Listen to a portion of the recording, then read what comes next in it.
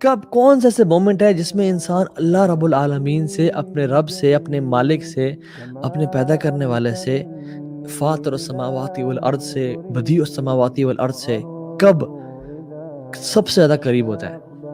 تو وہ پتہ ہے کون سا مومنٹ ہے؟ دیٹ از دا مومنٹ جب انسان سجدے کی حالت میں ہوتا ہے تہجد کے ٹائم پہ. یہ انسان سب سے زیادہ اللہ کے قریب ہوتا ہے. کیوں؟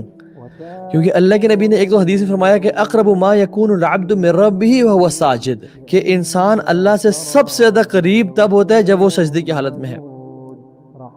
اور دوسری یہ حدیث بھی آگے کہ اقرب ما یکون الرب من العبد فی جوف اللیل الاخر، کہ انسان اپنے رب سے سب سے زیادہ قریب ہوتا ہے رات کے آخری حصے میں.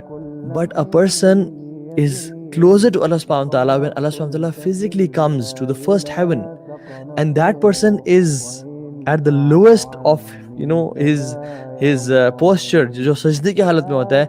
this is the moment کہ اللہ بھی پہلے آسمان پہ ہے اور انسان بھی سجدے میں ہے، کہ جب انسان اللہ سے سب سے زیادہ قریب ہوتا ہے.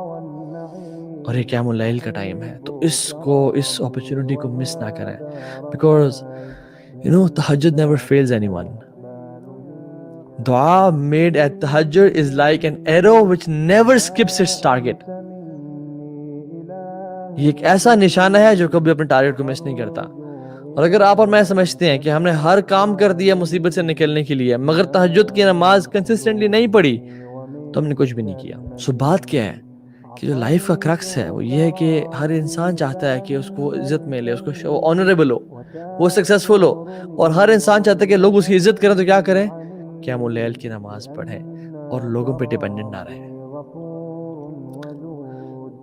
And this is an honor Allah will publicize even if you don't want it.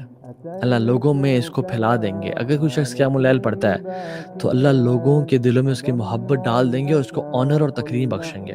یہ اللہ کا ایک اصول ہے.